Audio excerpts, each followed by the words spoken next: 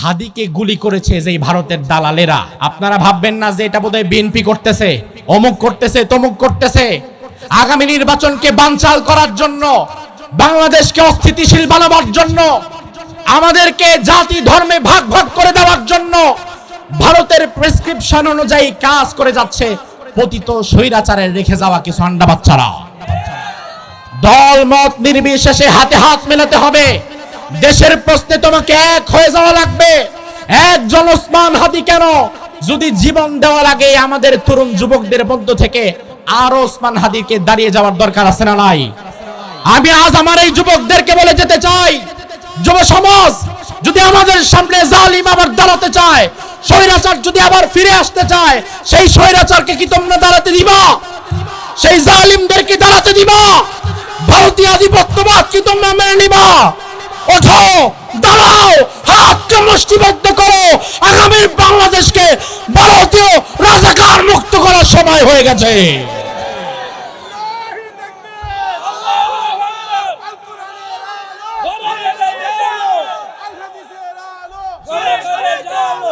হাদি যদি সুস্থ হয়ে ফিরে আসে, আমার বিশ্বাস আরো দ্বিগুণ শক্তিতে সে কাজ করবে। কারো ক্ষমতা থাকবে না তার পথ রুদ্ধ করার। আর আল্লাহ না করুক হাদি যদি বিদায় হয়ে যায়, আগামীতে এই যুবকদের মধ্য থেকে কোটি কোটি হাদির জন্ম হতে হবে, যারা অন্যায়ের বিরুদ্ধে প্রতিবাদ করার সাহস রাখে। আমি আজ আমার এই কসবা ব্রাহ্মণবাড়িয়ার যুবকদেরকে বলে যাই, ইমানের প্রশ্নে তোমরা একমত হও, ভারতের বিরুদ্ধে তোমরা একমত হও। আগামীর বাংলাদেশে ভারত প্রেমের রাজনীতি আর চলবে না। আগামীর বাংলাদেশে ভারতীয় আধিপত্যবাদের রাজনীতি আর চলবে না।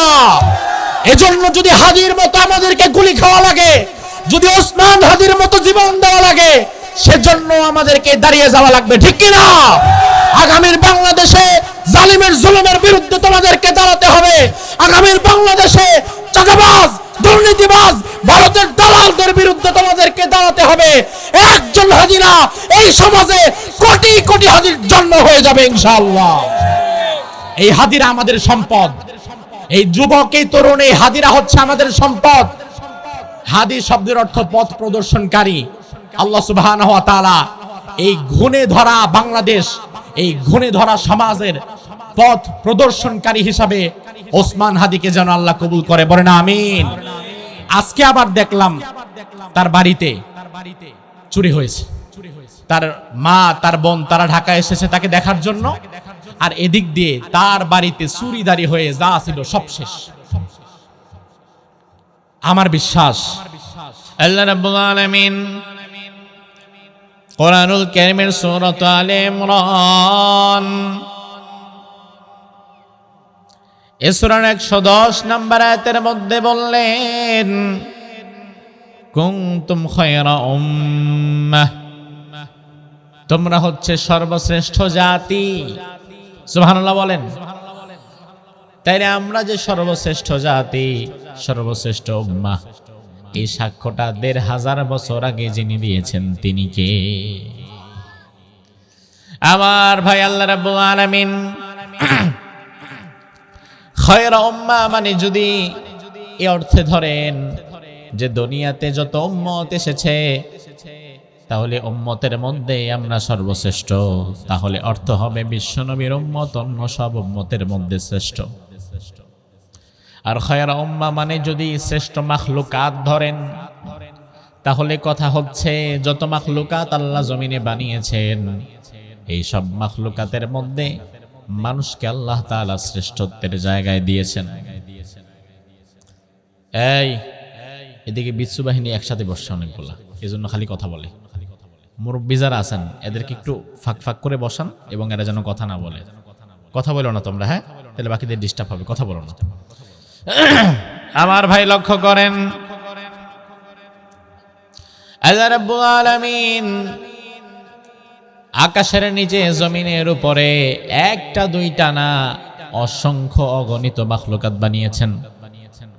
যদি আপনাকে প্রশ্ন করা হয় আল্লাহ তাআলার টোটাল সৃষ্টিজীবের মাখলুকাতের সংখ্যা কত, উত্তর জানেন তো? হ্যাঁ, কয় হাজার? 18,000। 18,000টা লোকমুখে প্রচলিত, তবে এটা সঠিক নয়।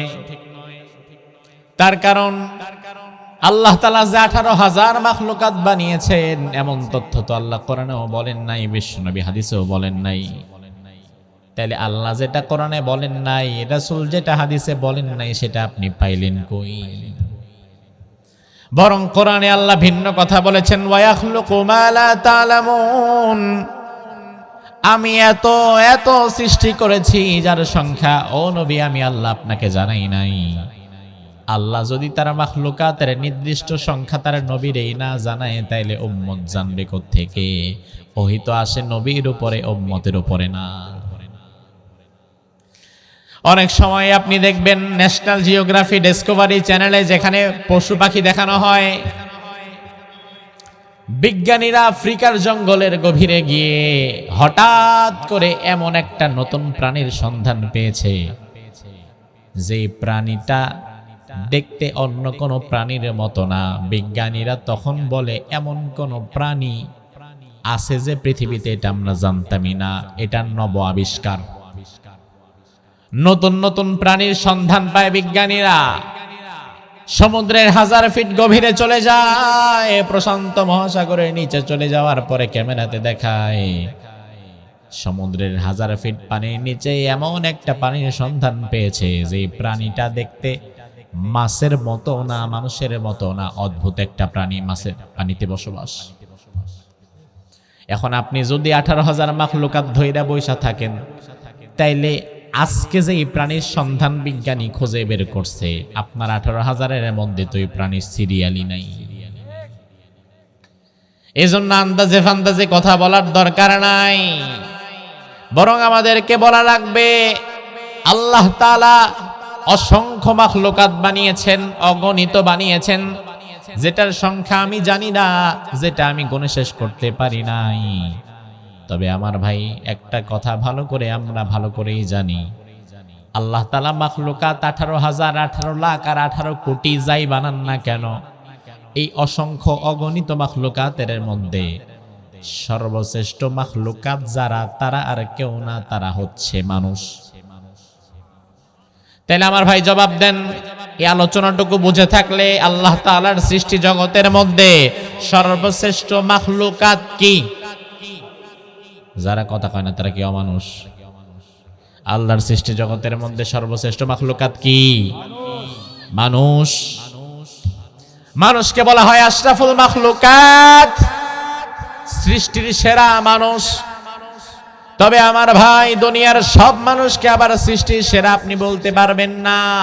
তার কারণ আপনি যদি এক ধাক্কায় দুনিয়ার সব মানুষকে সৃষ্টির সেরা বলে দিতে চান, তাইলে আপনার কথা অনুযায়ী কিন্তু ফেরাউন নমরুদ সৃষ্টির সেরা হয়ে যায়।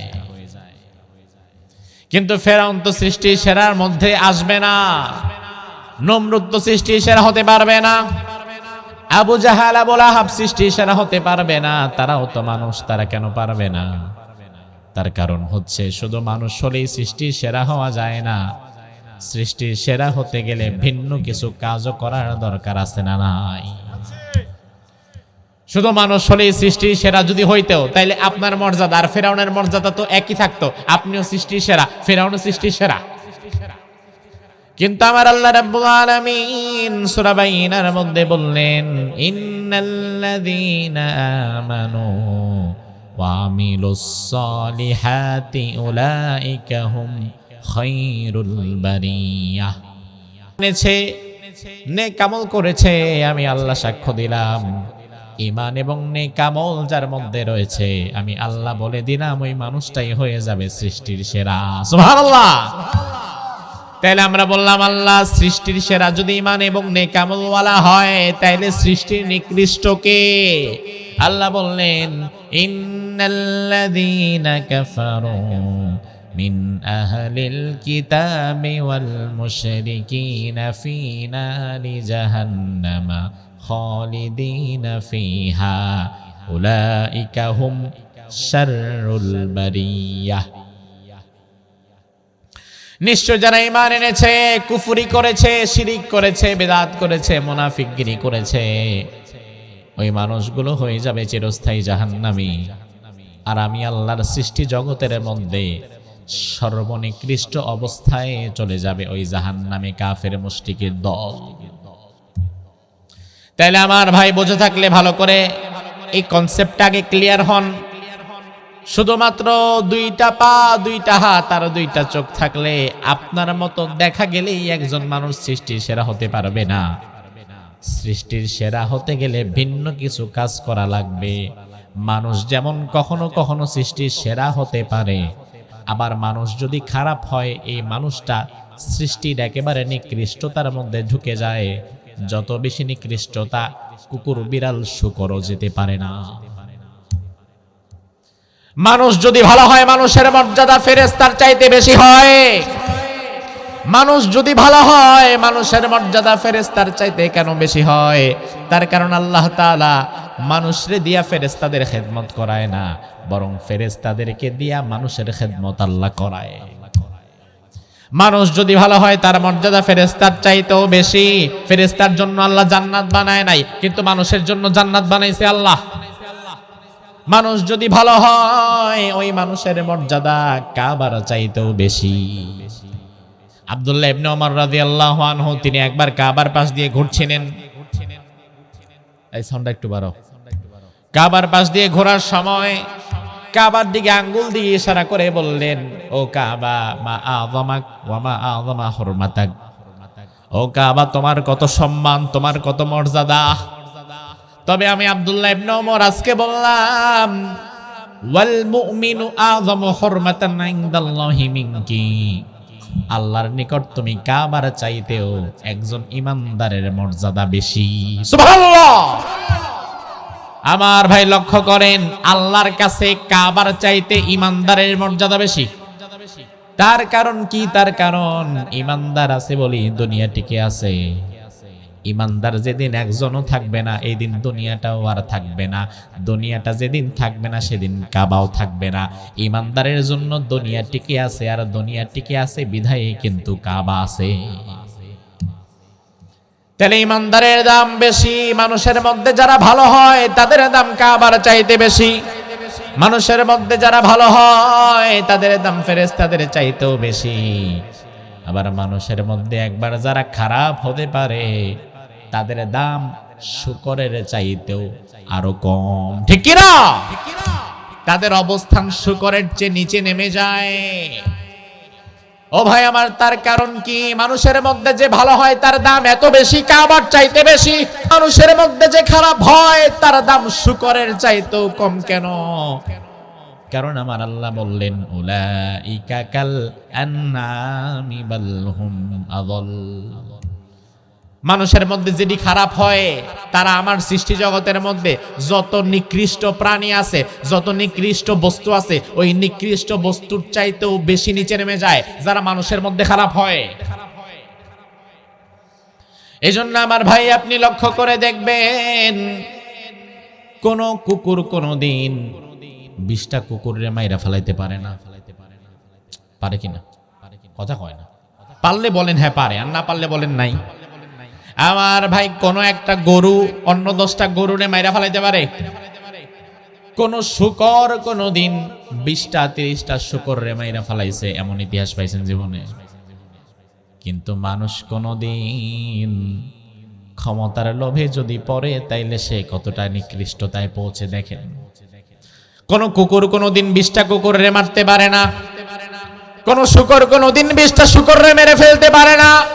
কিন্তু মানুষের মধ্যে যে মানুষগুলো একবার ক্ষমতার লোভের কারণে পাগল হয়ে যায়, ওই মানুষগুলো এতটা নিচে নেমে যায়, প্রয়োজনে ক্ষমতা টিকায় রাখার জন্য হাজার হাজার মানুষকে গুলি করে মেরে ফেলতেও তারা পিছু পা হয় না।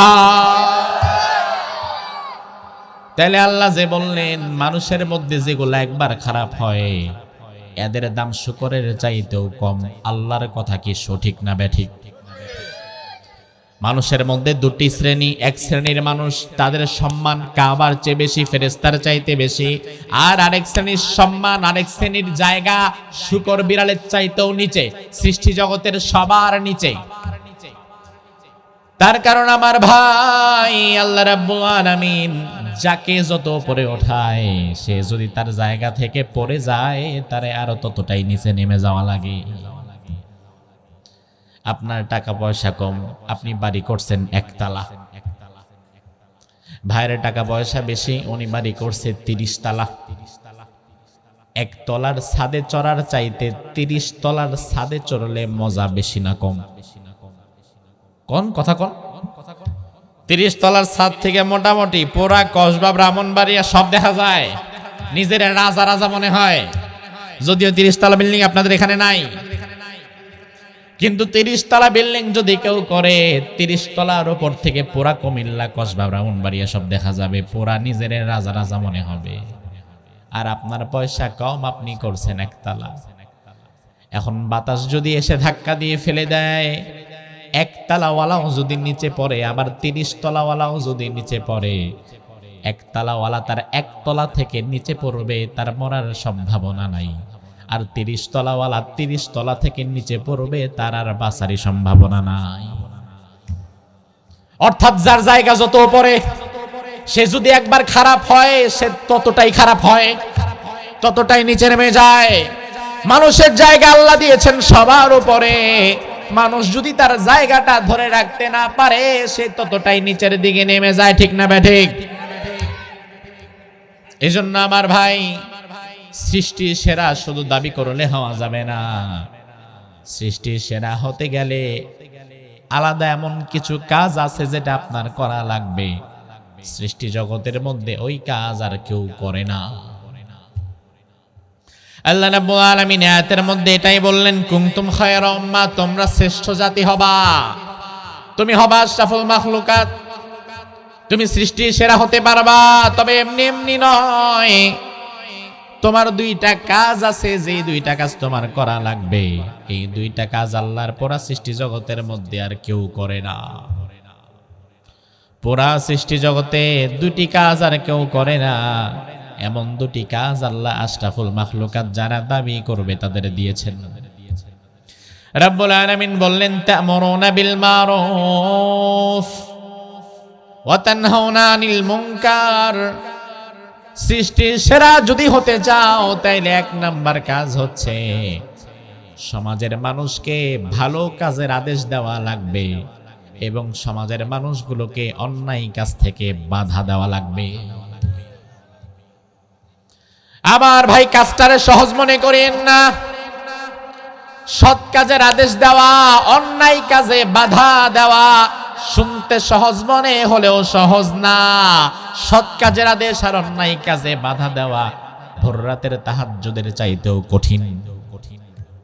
সৎ কাজের আদেশ এবং অন্যায় কাজে মানুষকে বাধা দিয়ে রাখা 10 লাখ টাকা এই প্যাকেজে হজ করার চাইতে আরো বেশি কঠিন। আমাদের এই সমাজে এই জন্য নামাজি পাওয়া যায়, তাহাজ্জুদ গুজার পাওয়া যায়, 14 বার হজ করছে এমন হাজিও পাওয়া যায়, কিন্তু তার সামনে অন্যায় চলে, তার সামনে চাঁদাবাজি চলে, তার সামনে গরিব মানুষকে মাইর ধরে চলে।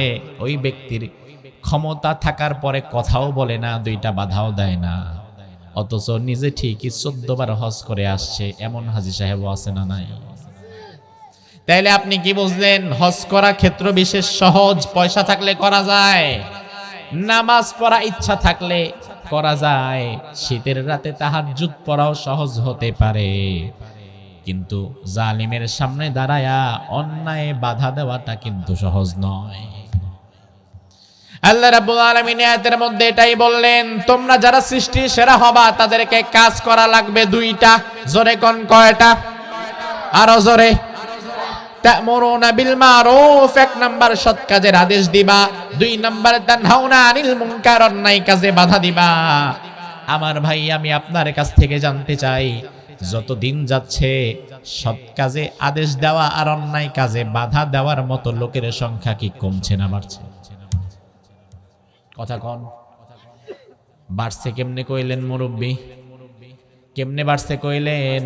আমি আপনার হাতে কলমে বোঝাই। আজ থেকে 25 বছর আগে, 30 বছর আগে আমরা যখন ছোট ছিলাম, সন্ধ্যার আজান দেওয়ার পরে আমরা রাস্তাঘাটে থাকতে পারতাম না। মুরব্বী যদি দেখতো সন্ধ্যার আজান দিয়ে ফেলেছে আর আমরা মাঠে ঘাটে কোথাও বসে আছি, ওই মুরব্বীর সাথে আমার রক্তের সম্পর্ক নাই, কিন্তু সে আমারে ধমক দিত, এই এত রাত্রে এখনো বাহিরে কেন, যাও বাড়িতে যাও, কার ছেলে, কোন বাড়ির ছেলে, পড়তে বসবা না, পড়াশোনা নাই। আজ থেকে 25 বছর 30 বছর আগে আমরা মাঠে সন্ধ্যার পরে থাকতে পারতাম না, রাস্তাঘাটে থাকতে পারতাম না, এলাকার মুরব্বীরা আমাদেরকে ধমক দিত, মুরব্বীদের ধমক খায় আমরা ঘরে গিয়ে পড়তে বসতাম, ঠিক কি না? আর আজকে 2025 সালে আপনি দেখেন গ্রামের রাস্তাঘাটে আনাচে কানাচে ক্লাস 5, 6, 7 এ পড়া ছোট ছোট বাচ্চারা একসাথে 8-10টা বসে আড্ডা মারে, বিড়ি খায়, গল্প করে, গাঞ্জা খায়। মুরব্বী নামাজ পড়ে তাদের পাশ দিয়া চুপচাপ হেঁটে যায়, একবার ডাকও দেয় না, ধমকও দেয় না। এমন মুরব্বীর সংখ্যা কি এখন কম না বেশি? তা আমাদের সময় আপনারা আমাদেরকে শাসন করেছেন, এখন করেন না কেন? মুরব্বী বাবা বলবে, হুজুর কথা তো একটা বইরা ফালাইছেন, এবার আমার জবাবটা শুনেন। 25 বছর 30 বছর আগে আপনাদেরকে যখন ধমক দিতাম, আপনারা আমাদের ধমক খেয়ে চুপচাপ ঘরের দিকে চলে যেতেন। এই সময়ে এসে যদি রাস্তাঘাটে কোনো 5, 6, 7 এর ছেলেবেলেরে বিড়ি খাইতে দেখি, আর ডাক দিয়া যদি বলি, মিয়া বিড়ি খাও কেন, ঘরে যাও, এগুলা ছাইরা দাও, তাইলে ওই ছেলে এমন বেয়াদব বিড়ির ধোঁয়াটা মুরব্বীর মুখের মধ্যে ছাইরা বলবে, মিয়া তোমার পয়সায় খাই নাকি? আছে না নাই? মুরব্বী বলবে যে আমার যে সম্মানহানি হইলো, আমার যে মান সম্মানটা নষ্ট হইলো, বলার দরকারটা কি আমার? আমরা এই সময়ে নিজেদের সম্মান বাঁচানোর জন্য হক কথা বলি না। এই সময়ে এসে অনেকে নিজের প্রেস্টিজ মর্যাদা ধরে রাখার জন্য অন্যায় কাজে আর বাধাও দেই না। এই জন্য আমাদের সামনে থেকে ছোট ছোট পোলাপান বিড়ি থেকে গাঞ্জাখোর হয়ে যায়। আপনাকে মনে রাখতে হবে মুরব্বী বাবাজি, আপনার ভুলে গেলে চলবে না। সৎ কাজের আদেশ এবং অন্যায় কাজে নিষেধ করা এটা এত বড় দায়িত্ব। অন্যায় কাজে বাধা দেওয়ার কারণে আমির হামজা রাদিয়াল্লাহু আনহু যদি তার কলিজাটা দিয়ে ফেলতে পারে, অন্যায় কাজে বাধা দেওয়ার কারণে ইমাম হুসাইন যদি তার কল্লা দিয়ে ফেলতে পারে, অন্যায় কাজে বাধা দেওয়ার কারণে বিশ্বনবী যদি তার দাঁত দুইটা দিয়ে ফেলতে পারে, ওই নবীর উম্মত হিসাবে অন্যায় বাধা দেওয়ার কারণে প্রয়োজনে জেলে যাওয়া লাগবে, এই মানসিকতাও আপনাকে রাখা লাগবে। এই মানসিকতা রাখা লাগবে। আর আপনি কোন জায়গায় বসে আছেন যে আমারে কি বলবে না বলবে, এতে আবার আমার মান সম্মান নষ্ট হবে না? এই মান সম্মানের ভয় করলে সমাজ বাঁচানো যাবে না, ঠিক কি না? এই যে ছোট ছোট বাচ্চা, এরা আমাদের চোখের সামনে নষ্ট হবে, এরা আমাদের চোখের সামনে খারাপ হবে যদি আমরা অন্যায় বাধা না দিই। পরবর্তী প্রজন্মকে নিয়ে ভয় করেন, অন্যায় বাধা দেওয়া শিখেন, এটা আপনার দায়িত্ব। আমার ভাই, দুনিয়াতে আল্লাহ রাব্বুল আলামিন সৎ কাজের আদেশ দেওয়া আর অন্যায় কাজে বাধা দেওয়ার মতো এত বড় দায়িত্ব এক মানুষ ছাড়া আর কাউকে আল্লাহ তাআলা দেয় নাই।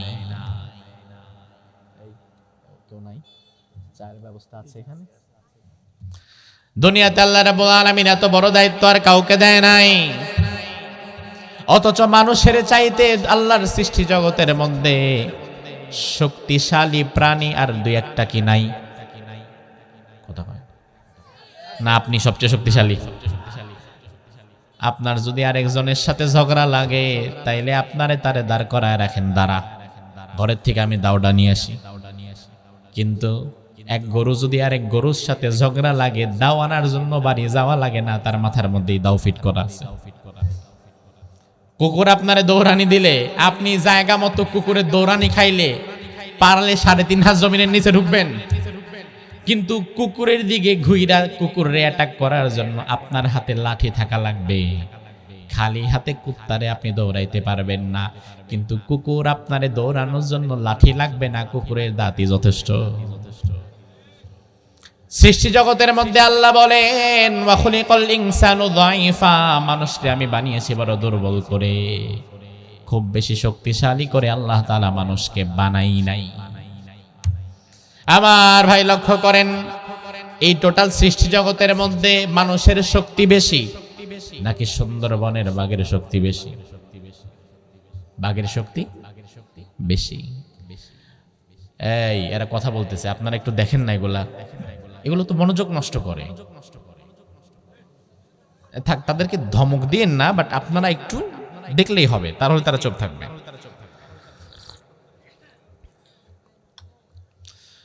আমার ভাই লক্ষ্য করেন, অনেক সময় আপনি ন্যাশনাল জিওগ্রাফি ডিসকভারি চ্যানেলে দেখবেন, খেতে বসেছেন, টিভি ছেড়েছেন, ডিসকভারি চ্যানেলে দিলেন, যেই চ্যানেলে সারাদিন পশু পাখি দেখানো হয়, হঠাৎ আপনি একটা ভিডিও দেখলেন, আফ্রিকার জঙ্গলে একটা বাঘ ছোট্ট একটা হরিণের বাচ্চার পিছু তাড়া করেছে। ওই ছোট্ট হরিণের বাচ্চার পুরা শরীরের মধ্যে 2-3 কেজি মাংস হবে না, একেবারে ছোট। ওই বাঘটা তাকে তাড়া করেছে, মেরে খাবে। হরিণের বাচ্চাটা বাঁচার জন্য দৌড়াচ্ছে ছোট ছোট পায়ে, বাঘটাও তার পেছনে দৌড়াচ্ছে। খাওয়ার সময় আপনি খাচ্ছেন আর ভিডিওটা যখন দেখতেছেন, আপনি আপনার অবচেতন মনেই কিন্তু বাঘের দিকে না, ওই হরিণের বাচ্চার দিকে সাপোর্ট চলে গেছে। আপনি মনে মনে চাইতেছেন আল্লাহ যেন বাঘটা খাইতে না পারে, বাচ্চাটা যেন বেঁচে যায়। অথচ ওই বাঘও আপনার কিছু লাগে না, ওই হরিণও আপনার কিছু লাগে না, কিন্তু অটোমেটিক্যালি মজলুমের দিকে আপনার মনটা চলে গেছে। এটা মনুষ্যত্ব, মনুষ্যত্বের দাবি এটা। আমার ভাই লক্ষ্য করেন, ওই জঙ্গলে বাঘ যদি আরো 5টা থাকে, তারাও যদি দেখে আমাদের স্বজাতির একজন ভাই ছোট একটা হরিণের বাচ্চার পেছু তারা করেছে, ওই 5টা বাঘ এসে যেই বাঘটা প্রথমে তারা করা শুরু করেছে, তারা হিসাব বুঝাবে যে থাক বাদ দে, আর কত খাবি জীবনে, এই হরিণের বাচ্চারে খায় লাভ কি হইব, ছাইরা দিয়ে আজকে খাওয়া দরকার নাই, এমন বোঝাবে। কি মনে হয় বোঝাবে? বরং কি করবে, ওই 5টাও যদি দেখে আমাদের স্বজাতির এক ভাই হরিণের বাচ্চার পেছনে দৌড়াচ্ছে, ওই 5টা আরো আগে দৌড়াবে যে দেখি কে কার আগে খাইতে পারে। এটা মনুষ্যত্ব। ন্যায় অন্যায় বোঝে না, সত্য মিথ্যা জাস্টিফাই করতে পারে না, এটা পশুত্ব।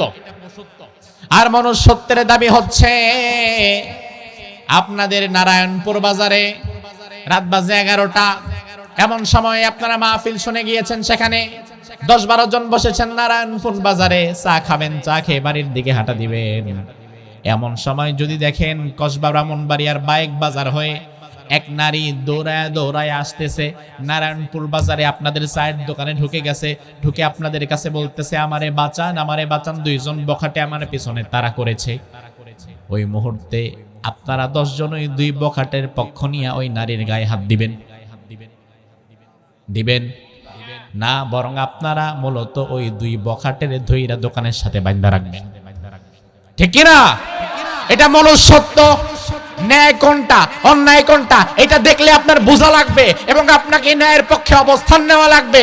আপনি যদি ন্যায় অন্যায়ের পার্থক্য করতে না পারেন, তাহলে আপনার মধ্যে আর হিংস্র অন্যান্য জন্তু জানোয়ারের মধ্যে কোনো পার্থক্য নাই। জংলার বাঘ তো ন্যায় অন্যায় বোঝে না, দুনিয়ার কোনো প্রাণী ন্যায় অন্যায় বোঝে না। ন্যায় অন্যায় বোঝার মতো ক্ষমতা শুধু আল্লাহ মানুষকে দিয়েছে। এজন্য আল্লাহ বললেন, সৎ কাজের আদেশ দেওয়া এবং অন্যায় কাজে বাধা দেওয়া, এই 2টা গুরুত্বপূর্ণ দায়িত্ব দুনিয়ার কাউকে আমি আল্লাহ দেই নাই। এই 2টা দায়িত্ব দিয়েছি আল্লাহ তাআলা শুধু মানুষকে। সুবহানাল্লাহ।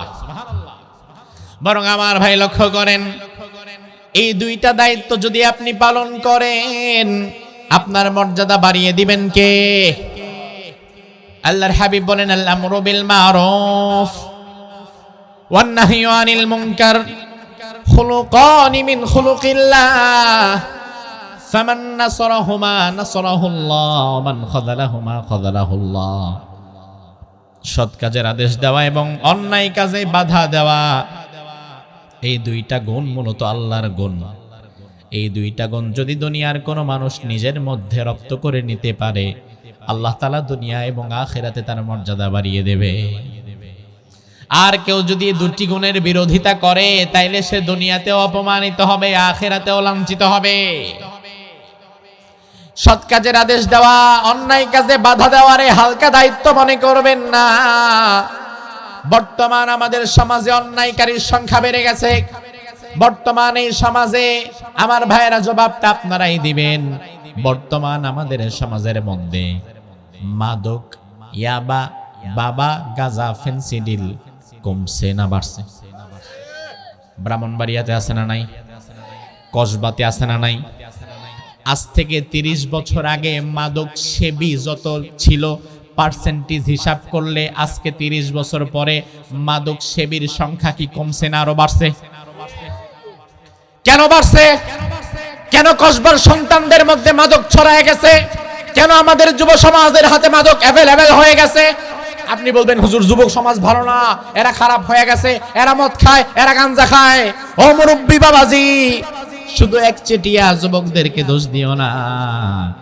যে সমাজের মুরব্বীরা তাদের দায়িত্ব যথাযথ পালন করতে পারে, ওই সমাজের যুব সমাজ কোনোদিন খারাপ হতে পারে না। এই সমাজের দায়িত্বশীলদের বড় অভাব। এই সমাজের দায়িত্বশীল যারা, তারা দায়িত্ব পালন করে নাই। সৎ কাজের আদেশ দেওয়া যাদের দরকার ছিল, অন্যায় কাজে বাধা দেওয়াটা যাদের দায়িত্ব ছিল, তারা দায়িত্ব পালন করে নাই। এই জন্যই বর্তমান সমাজে মদখোর গাঁজাখোরের সংখ্যা বাড়ছে। কারণ এই সমাজে অন্যায়কারীর অন্যায়ের কারণে সমাজে অন্যায় বেড়ে যায় না। আমাদের মতো ভালো মানুষের নীরবতার কারণেই সমাজের মধ্যে অন্যায় বেড়ে যায়। আমরা নীরব থাকি বলে। কারণ অপরাধী প্রথম থেকে 100 জন দাঁড়ায় না, অপরাধী 1 জন 2 জন থেকে শুরু হয়। ওই 1 জন 2 জন অপরাধী যখন এলাকার মধ্যে থাকে, ওই 1 জন 2 জনের হাত যদি চেপে ধরা যায়, তাদেরকে যদি বসায় দেওয়া যায়, তাহলে বাকি আর কেউ এই অপরাধে জড়ায় না। কিন্তু এই 1 জন 2 জনকে যদি তাদের স্বস্থানে ছেড়ে দেওয়া হয়, তাহলে এক সময় এই 1 জন 2 জন থেকে 10-15 জন 20 জনে ছড়ায় যায়।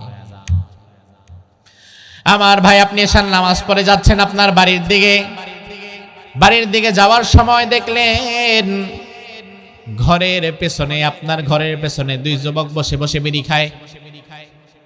আপনি প্রথম দিন দেখার পরে ভাবলেন, ওর পোলাপান মানুষ, বিড়ি তো খায়, কি আর বলবো, থাক আর আসবে না। আপনি কিছুই না বলে চলে গেলেন ঘরের ভেতরে। আবার পরের দিনও এশার নামাজ পড়ে যাওয়ার সময় দেখলেন এই 2 জন আজকে আবারও বসে বিড়ি খায় আর গল্প করে।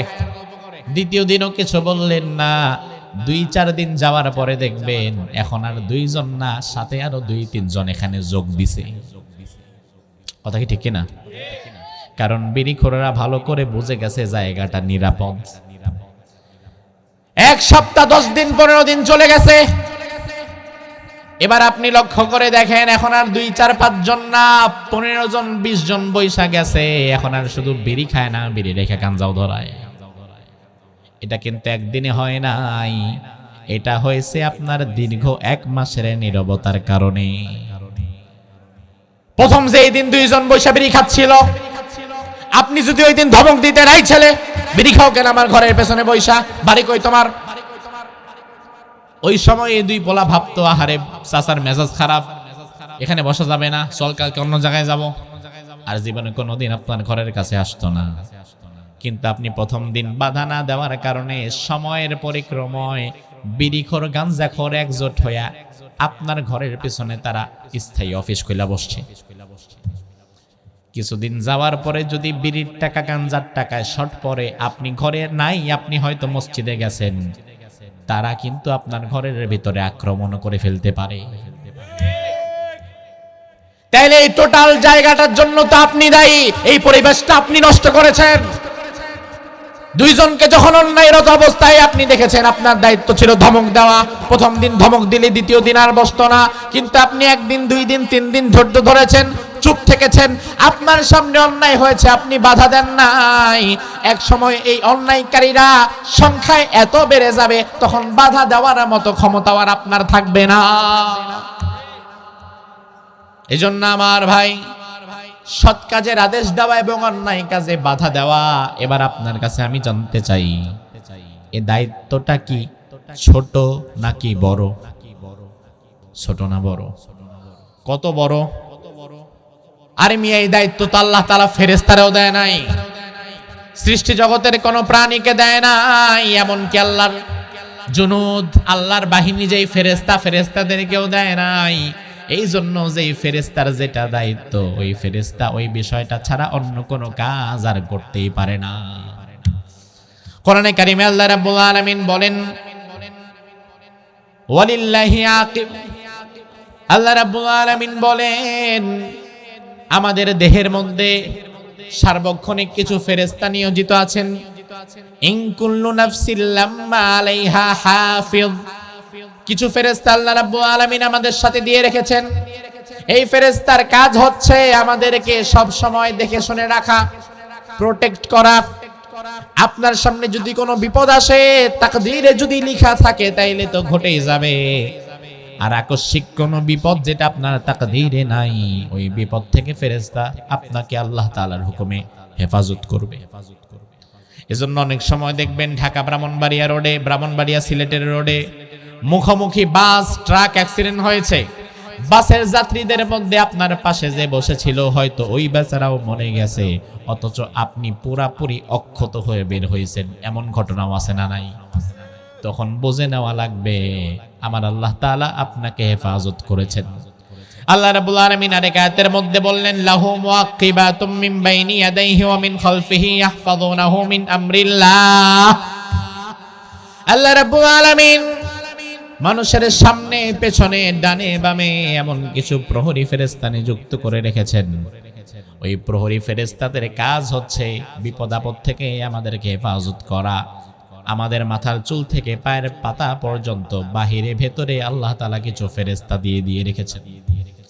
এজন্য অনেক সময় দেখবেন কাঁটাযুক্ত মাছ খাওয়ার সময় মাছের কাঁটাটা গলায় বিঁধে যায়।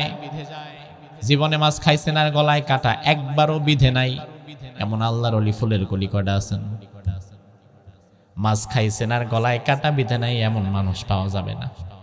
ছোটবেলায় আমাদের গলায় যদি কাঁটা বিঁধত, আমাদের নানি দাদিরা আমাদেরকে ওষুধ দেখায় দিত, ভাত এক দলা নাও, এটারে গোল করো, এরপরে মুখের মধ্যে ঢুকাও, চাবাইবা না, ডাইরেক্ট গিলবা। এমন ওষুধ কি আপনাদের এদিকেও আছে? ও তাইলে ডাক্তার কমন। আমার ভাই, তার কারণ হচ্ছে এই ভাতের ধাক্কায় যেন কাঁটাটা নিচের দিকে নেমে যায়। এবার একবার লক্ষ্য করেন, ভাতের দলা খাওয়ার পরে দেখলেন কাঁটা নিচের দিকে নামছে, ঢোক গিলার পরে আর উপরের দিকে কাঁটা বেঁধে না, তখন আপনি আবার নিশ্চিন্তে খাওয়া শুরু করছেন। কিন্তু মজার বিষয় হচ্ছে ভাই আমার, যতবার আপনার জীবনে কাঁটা বিঁধেছে, কাঁটাটা কিন্তু গলার উপরই ভাগে বিঁধেছে। গলার জায়গাটা যদি 4 আঙ্গুল হয়, কাঁটাটা বিঁধে 1.5 আঙ্গুলের ভেতরে, নিচের দিকে কোনোদিন কাঁটা বিঁধে না। আবার গলার নিচ থেকে পাকস্থলী পর্যন্ত এখানে জায়গা আছে 1 হাত, যেখান দিয়ে খাদ্যনালী খাদ্য যায়। আবার খাদ্যনালীটা বিশাল মোটা, সরু, স্ট্রেট না, বরং খাদ্যনালীটা পেঁচানো পেঁচানো পেঁচানো, সরু সরু রোগের ভেতরে দিয়ে খাবার যায়। তাইলে বিষয় হচ্ছে যে এই কাঁটা আমার গলার উপরে ভাগে বিঁধছে, এই কাঁটা নিচে বিঁধে না কেন? এই কাঁটা আমার পাকস্থলীতে বিঁধে না কেন? এই কাঁটা আমার ভেতরে খাদ্যনালীর ডানে বামে বিঁধে না কেন? কোনদিন তো ওই মাছের কাঁটা আমার পাকস্থলী আর আমার খাদ্যনালীর ভেতরে গোতা দেয় নাই। তার কারণ কি? মুফাসসিরগণ বলেন তার কারণ হচ্ছে গলার উপরিভাগ পর্যন্ত খাবার নামানোর দায়িত্ব মানুষের, উপরিভাগ থেকে পাকস্থলী পর্যন্ত খাবারগুলো পৌঁছে দেওয়ার দায়িত্ব আল্লাহর ফেরেশতার। মানুষের কাজে ভুল হয়, মানুষের কাজে ভুল হয় বলেই কাঁটা বিঁধে, ফেরেশতার কাজে কোনো ভুল নাই। এই জন্য ফেরেশতার কাজের মধ্যে কোনো গাফিলতিও নাই, কাঁটাও বিঁধে না। আমরা যে খাবারগুলো খাই, এই খাবারগুলো ফেরেশতারা নিয়ে পাকস্থলী পর্যন্ত পৌঁছে দেয়। আমার ভাই, এই কথাগুলো কেন বললাম এবার লক্ষ্য করেন। সৎ কাজের আদেশ দেওয়া, অন্যায় বাধা দেওয়ার দায়িত্ব ফেরেশতাদের নাই। এই জন্য আপনি যদি হালাল পয়সায় খাবার খান, এটাও ফেরেশতা নিবে। যদি হারাম পয়সার খাবার খান, এটাও নিবে। আপনি যদি দুধ খান, ফেরেশতা দুধটাও নিয়ে পাকস্থলীতে পৌঁছে দিবে। আবার যদি মদ খান, ফেরেশতা মদটাও নিয়ে পাকস্থলীতে দিয়ে আসবে। কারণ তার কাজই এইটা।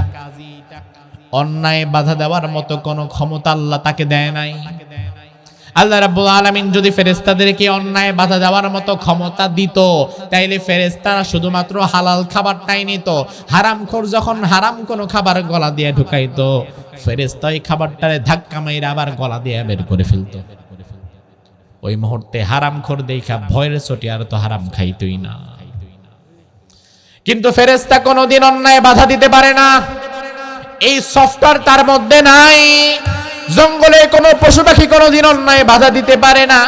এই সফটওয়্যার তাদের মধ্যে আল্লাহ দেয় নাই। সৎ কাজের আদেশ দেওয়া আর অন্যায় বাধা দেওয়ার এই গুরুত্বপূর্ণ দায়িত্ব আল্লাহ তাআলা দিয়েছেন শুধু তাদেরকে যারা দুনিয়াতে আশরাফুল মাখলুকাত নিজেদেরকে দাবি করবে।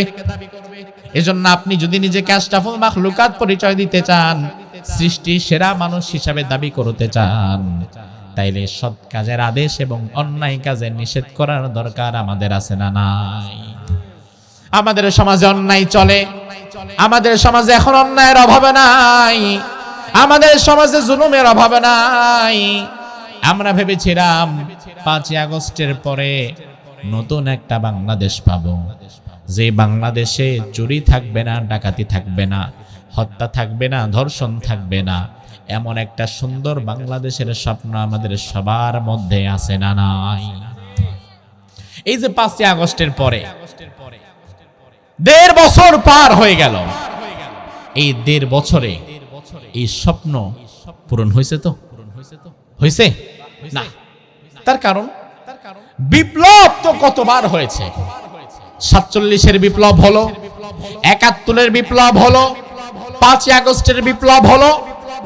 এই বাংলার 100 বৎসরের বিপ্লবের ইতিহাসের মধ্য দিয়েও এই জাতির ভাগ্যের পরিবর্তন হলো না। তার কারণ হচ্ছে বিপ্লব হওয়ার কিছুদিন পরেই এই বিপ্লব আবার সমাজের কিছু পুঁজিবাদীদের কাছে কেজি দরে বিক্রি হয়ে যায়। এই বিপ্লবের সুফল আমরা আর পাই না।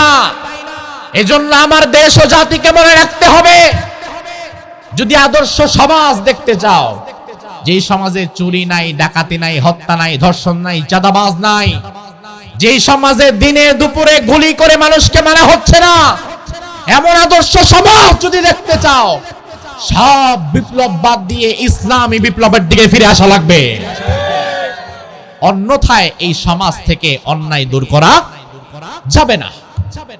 অন্যায় কাজে বাধা যদি আপনি না দিতে পারেন, আপনার সামনে অন্যায় হচ্ছে, আপনি বাধা দেন না, বিশ্বাস করেন অন্যায় দিন দিন বাড়বে, এক সময় বাধা দেওয়ার মতো ক্ষমতাও আপনি হারিয়ে ফেলবেন। আপনি বলবেন হুজুর অন্যায় বাধা দেই না, এতে কি আমার খুব বড় গুনাহ হয় নাকি? আমি তো নামাজ পড়ি, আমি তো রোজা রাখি, আমি তো হজ করি, আমি তো যাকাত দিই, আমি তো জিকির করি। আমার ভাই আল্লাহর রাসূলের হাদিস শোনেন, বিশ্বনবী বলেন, রাসূল সাল্লাল্লাহু আলাইহি ওয়াসাল্লাম বলেন, ওয়াল্লাযী নাফসি বিয়াদিহি লা তা'মুরুন্না বিল মা'রুফ আও লা তানহাউন্না আনিল মুনকার আও লা ইউশিকান্নাল্লাহু আন ইয়াবাসা আলাইকুম আযাবাম মিনহু সুম্মা তাদউনাহু ফালা ইউস্তাজাবু লাকুম। উম্মতেরা শুনে নাও, যে সত্তার হাতে আমি নবী মুহাম্মাদের প্রাণ, ওই আল্লাহ তাআলার জাতে পাকের কসম করে বলছি, অবশ্যই তোমরা সৎ কাজের আদেশ দিবে এবং অন্যায় কাজ থেকে সমাজের মানুষকে বাধা দিবে। এই দুটি দায়িত্ব পালন করবে। এটা যদি না করো, তাহলে আমি ভয় করছি, আশঙ্কা করছি, আল্লাহর কোন গজব তোমাদের মাথায় চেপে আসবে। ওই গজব চেপে আসার পরে আল্লাহর দরবারে বাঁচার জন্য তোমরা দোয়া করবা, মসজিদে দোয়া হবে, মাহফিলে দোয়া হবে, আলেমরা মাইর খাইতে খাইতে দোয়া করবে, ফালা ইউস্তাজাবু লাকুম, ওই মুহূর্তে ওই দোয়া আমি আল্লাহ তাআলা তৎক্ষণাৎ আর কবুল করব না। অর্থাৎ যে জাতির লোকেরা সৎ কাজের আদেশ দেয় না এবং অন্যায় কাজে বাধা দেয় না, ওই জাতির দোয়া করা আল্লাহ তাআলা বন্ধ করে দেয়, দোয়া কবুল করা বন্ধ করে দেয়। ওই জাতির মাথার উপরে আল্লাহ তাআলা জালিম চাপিয়ে দেয়। বিগত 16-17 বছর যদি আপনি ফ্যাসিবাদকে গালি দেন, অমুক দল তমুক দল, অমুক জন তমুক জনকে আপনি গালি দেন, ফ্যাসিবাদ স্বৈরাচার বলে যদি আপনি গালি দেন, সবার আগে গালি নিজেরও দেওয়া দরকার। কারণ বিগত 16-17 বছরে অন্যায়ের একটা প্রতিবাদও করে নাই এমন মানুষ আছে না নাই? একবার অন্যায়ের প্রতিবাদ করে নাই। হাজার হাজার মানুষকে হত্যা করা হয়েছে, খুন করা হয়েছে, গুম করা হয়েছে, দিনের পর দিন আয়না ঘরে ফেলে বন্দি রাখা হয়েছে, একটা টু শব্দ আপনি করেন নাই।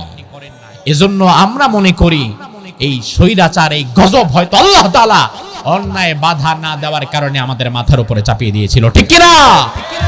ও আমার দেশ ও জাতি, আগামীর বাংলাদেশে যদি আপনি ন্যায়ের পক্ষে থাকতে না পারেন, অন্যায়ের পক্ষে যদি আপনি অন্যায়ের বিরুদ্ধে যদি আপনি দাঁড়াতে না পারেন, আপনার সামনে অন্যায় হবে, আপনার সামনে মাজলুম পরে পরে মার খাবে, আপনার সামনে মাজলুমের চোখের পানি ঝরবে, আপনার সামনে মাজলুমের রক্ত ঝরবে, আর আপনি চুপ করে বসে থাকবেন। আপনি অপেক্ষা করেন 2 দিন পরে আপনারও রক্ত ঝরবে, 2 দিন পরে আপনিও বিপদে পড়বেন, তখন কাদার কেউ থাকবে না, ঠিক কি না? এই বাংলাদেশে আমরা কি দেখলাম? আমাদের এক ভাই এই জুলাই বিপ্লবের অন্যতম সাহসী সৈনিক আমাদের হাদি, প্রকাশ্য দিবালোকে তাকে গুলি করা হলো, তার মাথার মধ্যে শুট করা হলো।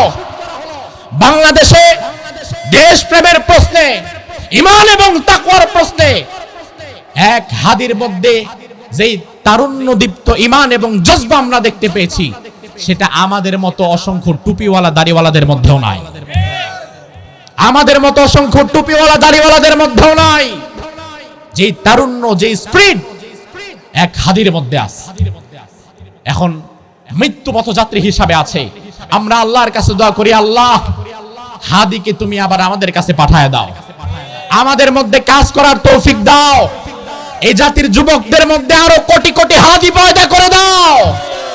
হাদি যদি সুস্থ হয়ে ফিরে আসে, আমার বিশ্বাস আরো দ্বিগুণ শক্তিতে সে কাজ করবে, কারো ক্ষমতা থাকবে না তার পথ রুদ্ধ করার। আর আল্লাহ না করুক হাদি যদি বিদায় হয়ে যায়, আগামীতে এই যুবকদের মধ্য থেকে কোটি কোটি হাদির জন্ম হতে হবে, যারা অন্যায়ের বিরুদ্ধে প্রতিবাদ করার সাহস রাখে। শেষ কথা বলে যাই, আলহামদুলিল্লাহ উস্তাজ আমার পাশে বসে আছেন।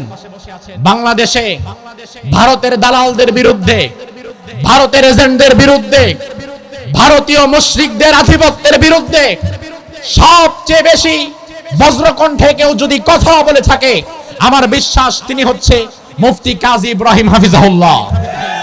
এবং এর জন্য মুহতারামকে দীর্ঘ সময় মাসজুন থাকতে হয়েছে। ইউসুফ আলাইহিস সালামের পাঠশালার ছাত্র হিসাবে আল্লাহ তাআলা তাকে কবুল করেছিলেন, দীর্ঘদিন কারারুদ্ধ জীবন তিনি পার করেছেন। এখনো পর্যন্ত আপনি দেখেন, জেলে যাওয়ার আগের অবস্থা, জেলে যাওয়ার পরের অবস্থা অনেকের পাল্টে যায়। জেল থেকে ফিরে এসে মোটামুটি আর কোনোদিন বাবা রে বাবা আগে যা বলছি নতুন বাংলাদেশে বা নতুন করে আর কোনো ঝামেলার মধ্যে আমি নাই, এমন একটা অবস্থা অনেকের আছে না নাই? কিন্তু আমাদের উস্তাজ মুফতি কাজী ইব্রাহিম হাফিজাহুল্লাহ জেলে যাওয়ার আগে ভারতীয় আধিপত্যের বিরুদ্ধে যতটা না বলতেন, জেল থেকে বের হয়ে তার বলা আরো বেশি বেড়ে গেছে। তার মানে তাকে বাতিল্লা থামাতে পারে নাই। আমি আজ আমার এই কসবা ব্রাহ্মণবাড়িয়ার যুবকদেরকে বলে যাই, ঈমানের প্রশ্নে তোমরা একমত হও, ভারতের বিরুদ্ধে তোমরা একমত হও। আগামীর বাংলাদেশে ভারত প্রেমের রাজনীতি আর চলবে না। আগামীর বাংলাদেশে ভারতীয় আধিপত্যবাদের রাজনীতি আর চলবে না। এজন্য যদি হাদির মতো আমাদেরকে গুলি খাওয়া লাগে, যদি ওসমান হাদির মতো জীবন দেওয়া লাগে, সেজন্য আমাদেরকে দাঁড়িয়ে যাওয়া লাগবে, ঠিক কি না? আগামীর বাংলাদেশে জালিমের জুলুমের বিরুদ্ধে তোমাদেরকে দাঁড়াতে হবে। আগামীর বাংলাদেশে চাঁদাবাজ, দুর্নীতিবাজ, ভারতের দালালদের বিরুদ্ধে তোমাদেরকে দাঁড়াতে হবে। একজন হাদি না, এই সমাজে কোটি কোটি হাদির জন্ম হয়ে যাবে ইনশাআল্লাহ। এই হাদিরা আমাদের সম্পদ, এই যুবক, এই তরুণ, এই হাদিরা হচ্ছে আমাদের সম্পদ। হাদি শব্দের অর্থ পথ প্রদর্শনকারী। আল্লাহ সুবহানাহু ওয়া তাআলা এই ঘুণে ধরা বাংলাদেশ, এই ঘুণে ধরা সমাজের পথ প্রদর্শনকারী হিসাবে ওসমান হাদিকে যেন আল্লাহ কবুল করে, বলেন আমিন।